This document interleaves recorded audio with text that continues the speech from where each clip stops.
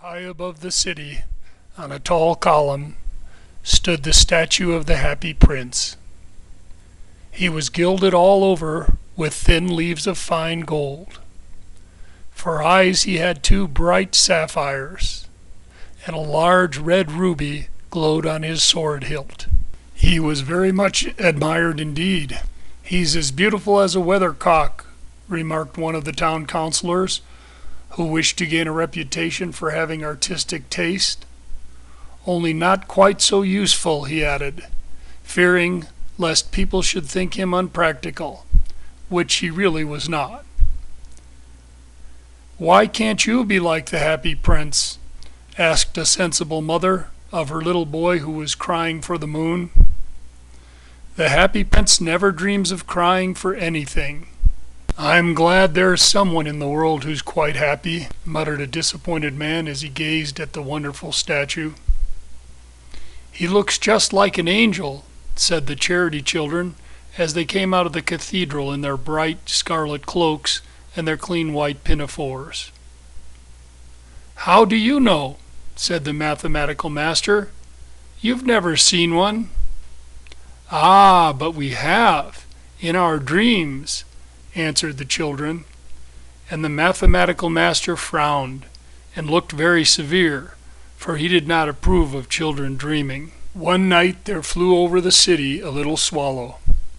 His friends had gone away to Egypt 6 weeks before, but he had stayed behind, for he was in love with the most beautiful reed.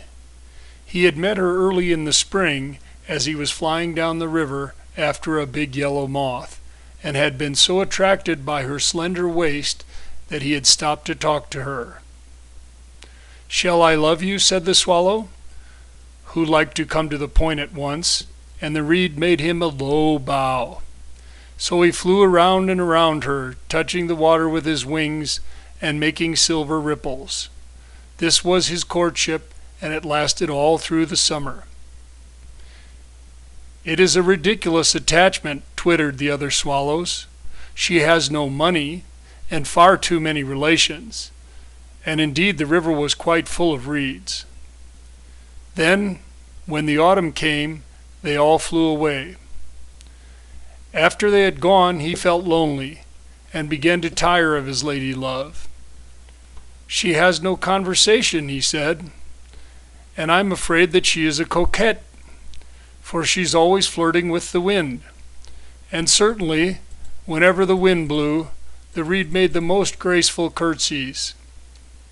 I admit that she is domestic," he continued, "but I love traveling, and my wife consequently should love traveling also. Will you come away with me?" he finally said to her, but the reed shook her head. She was so attached to her home. "You've been trifling with me," he cried. "I'm off to the pyramids. Goodbye."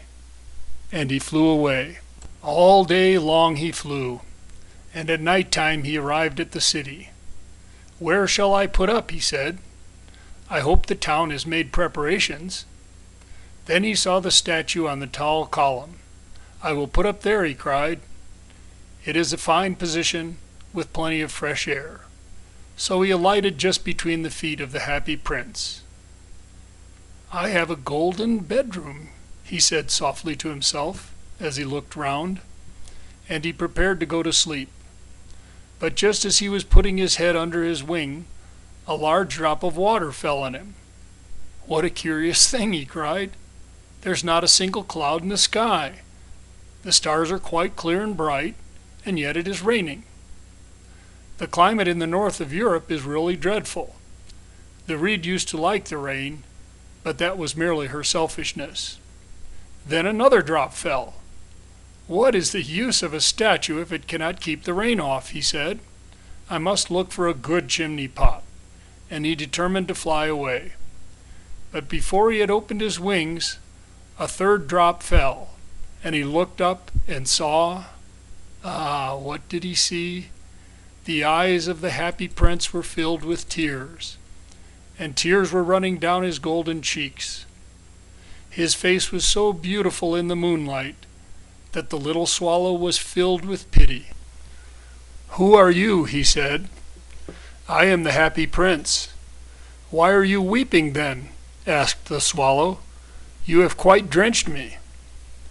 "When I was alive and had a human heart," answered the statue, "I did not know what tears were. For I lived in the palace of Sans-Souci, where sorrow is not allowed to enter. In the daytime I played with my companions in the garden, and in the evening I led the dance in the great hall. Round the garden ran a very lofty wall, but I never cared to ask what lay beyond it. Everything about me was so beautiful. My courtiers called me the Happy Prince, and happy indeed I was, if pleasure be happiness. So I lived, and so I died, and now that I am dead, they have set me up here so high that I can see all the ugliness and all the misery of my city. And though my heart is made of lead, yet I cannot choose but weep." "What? He is not solid gold?" said the swallow to himself. He was too polite to make any personal remarks out loud.